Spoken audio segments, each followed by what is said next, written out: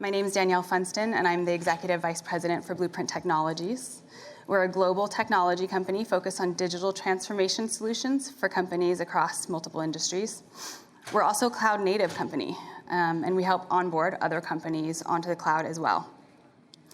I also serve as president at Sentinel, and we are a data privacy company that drives and operationalizes privacy outcomes in companies through our consulting services and the technology platform we're developing called Ethos. Ultimately, we're focused on brokering and negotiating the gap between enterprises and consumers in the privacy space today. I serve as a director on 3 boards, 2 nonprofits, and also the Swing Shift, who I think Nancy's here. You should wave and represent yourself, which is focused on helping, oh, she's over here, which is focused on helping women transition back to the workforce after either a gap or a pivot in their career that they're seeking. Finally, and most importantly, I'm also a mom to 3 active kids, the youngest of which, my daughter, I found out I was pregnant with just a few days after joining Blueprint as a first employee, ready to scale and launch a business. That was an adventure.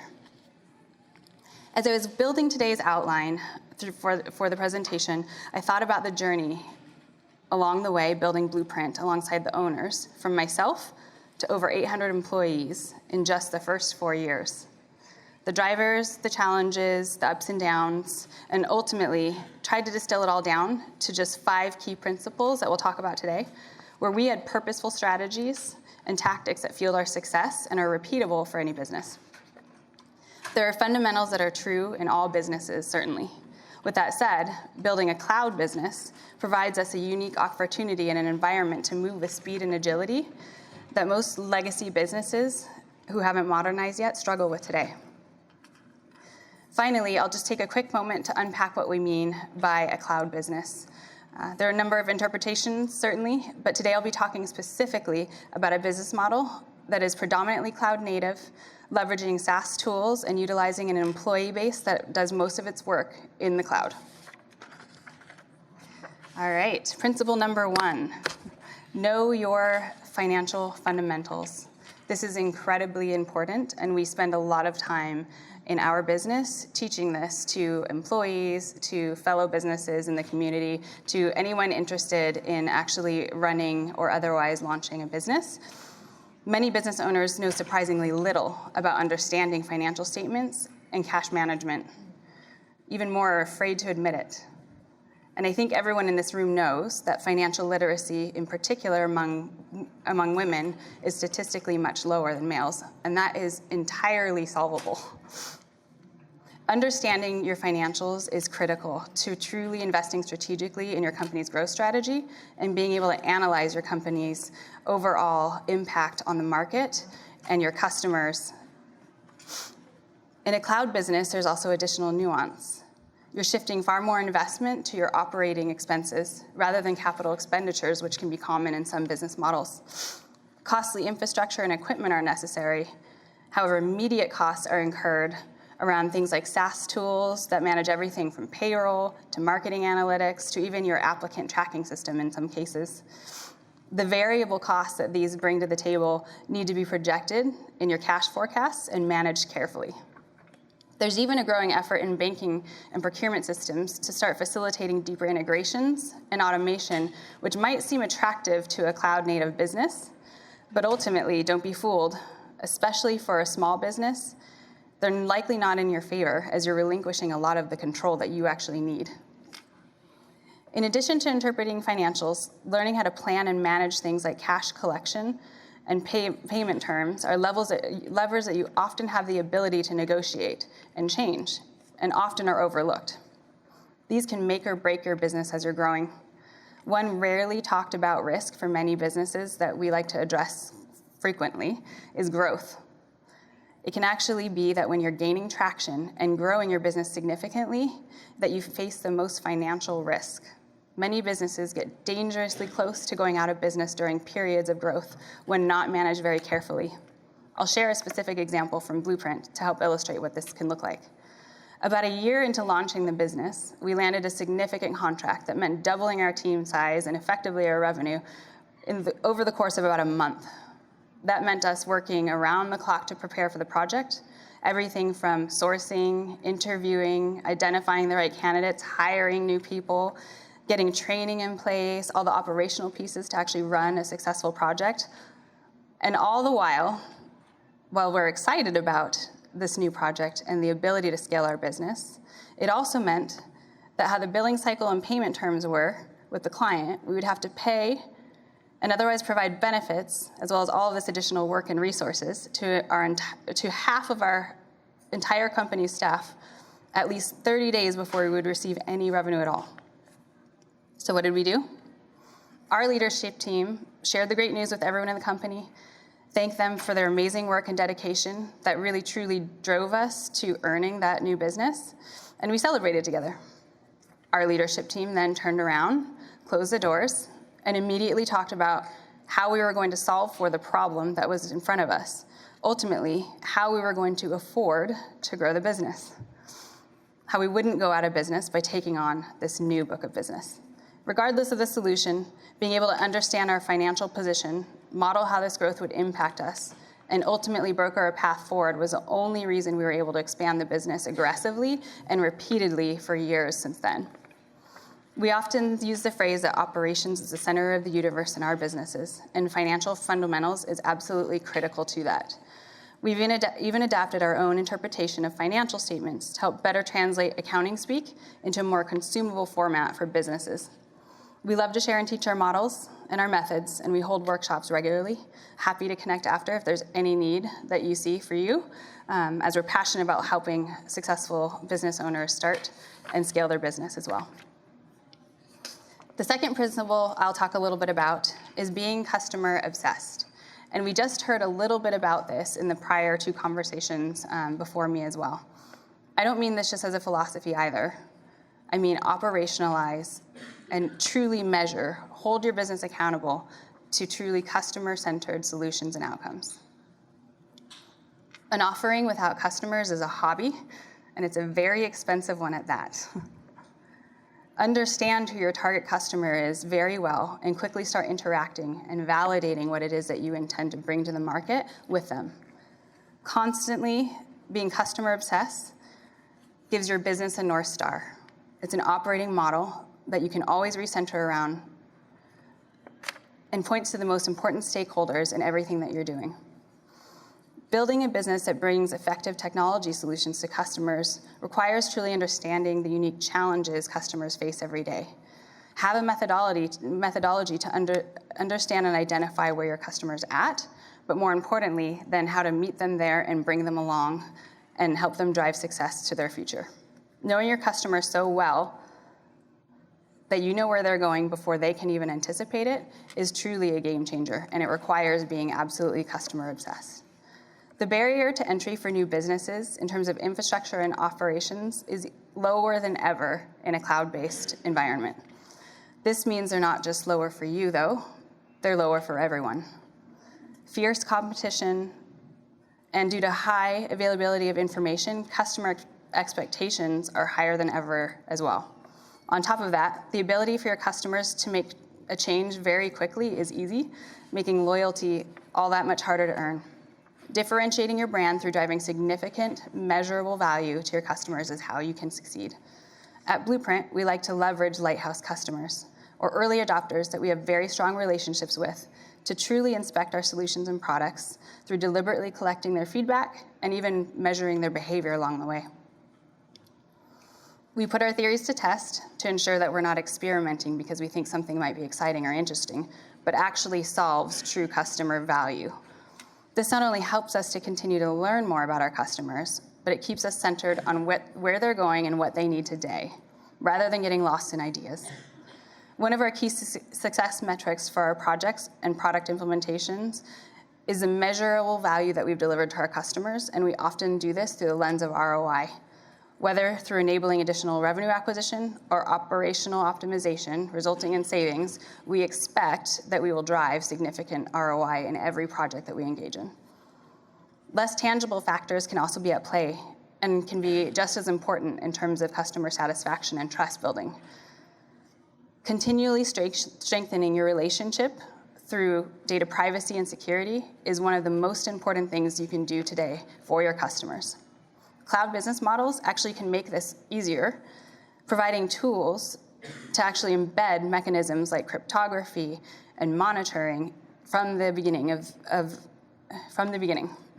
It can be complicated as well to understand the implications of securing your company's and your customers' important and sensitive data. But unlocking new monetization strategies from the data that you have actually requires that you do this from a privacy by design approach. Partner with experts around this, as a customer-obsessed business takes investing in and protecting the relationship and its assets as well.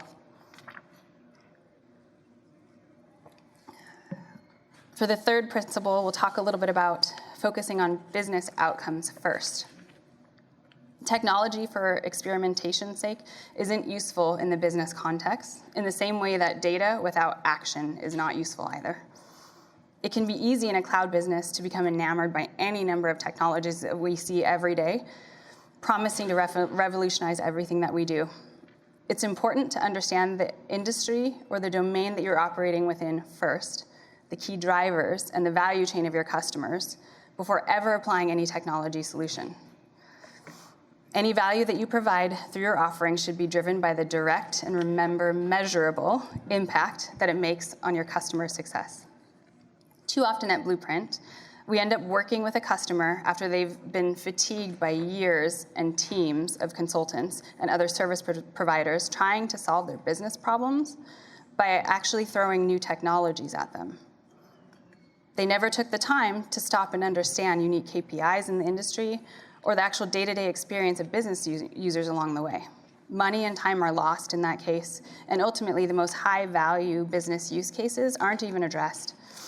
After observing this for the time, we better defined our own business model and came up with a well-articulated methodology around putting domain and industry expertise at the forefront of everything that we do, coming behind that by adding technology enablement and eventually automation as well. We believe in this approach so much that we actually spent the first several years of our business without salespeople at all. Instead, we hired experts in various industries, solutions, technologies, and we always started by identifying our customers' pain points and the most high-impact use cases first. The same goes for within your own business. Building and managing a marketing tech stack, for example, might seem interesting and innovative, and it can be at times. But understanding the objective that you're trying to solve for or achieve first, and measuring your investment along the way to ensure that you're actually capturing that value is critical. Technology today is built on modern platforms, making it easier than ever to measure impact through analytics and telemetry. The right technology choices for the right reasons can be very powerful in helping reveal insights and gaps in your business you don't otherwise see. It can also help you create seamless processes and workflows that improve both your employee and your customer experience. Lead with quantifiable business objectives first, and then use the tools and analytics to measure your investment along the way. After all, technology should exist to catalyze and improve our businesses and ultimately human experiences. The fourth principle I'll talk a little bit about today is building a partnership network. We talked some with the ladies on the panel right before this around what that can look like and how you drive value. Being a good partner is a very important part of this equation.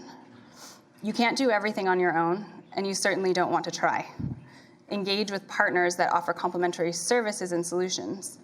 For example, if you want to build a cloud services business, you might focus on advanced analytics. Going out and building strong relationships with partners that offer unified analytics platforms and compute horsepower can be a really good decision. Or maybe your business produced the best new applicant tracking system.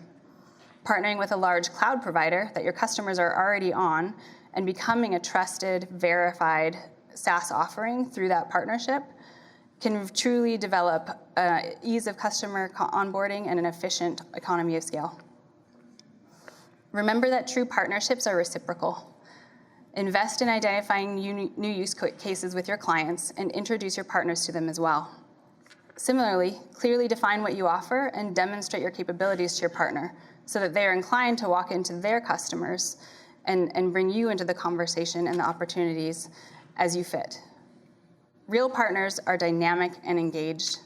develop an engagement strategy centered through co-solutioning and new use cases and POC development. Events like hackathons, meetups, and even customer workshops, partnering with those together can be an incredibly effective way to have a tangible impact through your partnerships. At Blueprint, we founded our business on a very strong partnership with Microsoft. We had deep understanding of the services and products, and we leveraged our expertise to help build new services and programs within Microsoft itself. And when we evolved our business to develop expertise in an entirely new open source technology like Spark, we went out and we established a strong relationship with Databricks, putting our employees through training, certification, and becoming one of their very first named formal partners. We're trusted today to leverage their technology tools to build solutions for their customers and ours. Today, we have about a dozen formal partnerships that fill the gaps in and accelerate our solutions, and we have a deliberate growth strategy with all of them. We engage with them often, and we seek to drive ultimate value to them constantly. Building a strategic partner network can help you truly expand your ecosystem and your footprint exponentially. Finally, the fifth priority and principle that we'll talk about is talent acquisition. I think everyone here knows how tight the labor market is. While that can be a really good thing, it means that there's highly skilled, highly employable people around us. We know it can be tough to compete and attract top talent, especially with some of the big names in our market. There's so many things I could talk about on this particular topic, but I'll hone in on a couple of key strategies that helped us differentiate and really compete effectively in the tight labor market. Your elevator pitch, it needs many faces. You have many faces of your elevator pitch for different target customers. And similarly, you must hone that in for your talent acquisition purposes as well. Teach it to everyone in your company and keep rehearsing it. You know what a unique opportunity joining your company provides, both personally and professionally, in terms of growth, variety of new projects, experiences, and overall the dynamic nature that you intend to bring to the market. Continue to involve your message and make sure that everybody can speak of that value as well. And as new people join and contribute to the identity of the company, use those new experiences to increase and improve your ability to communicate your value proposition in talent acquisition conversations. Elasticity is also a unique advantage in the cloud-based business environment. Through a distributed workforce, utilizing freelancers, and even getting creative with your sourcing strategy, you can expand and contract your workforce quickly through a cloud infrastructure that enables collaboration and immediate access to information. At Blueprint, we value communication and human connection highly. We know that makes us very effective. With that said, we also use and leverage many different collaboration and communication tools to engage with the people that we're trying to reach and connect with. Everything from Slack, Teams, emails, even text messages and hallway conversations are part of our overall toolkit. We've built a strong and diverse workforce by taking this flexible approach. Similarly, the tool set that we chose for talent acquisition was selected to enable us to find people with different backgrounds and skill sets in unexpected corners. While our approach has been very flexible in terms of how we identify talent and communicate, like everything else in our business, we have a strong methodology around talent acquisition strategy, and we measure it at every stage to constantly improve. In the end, we know that our people are the most important thing within our business and continue to help us make our company better every day.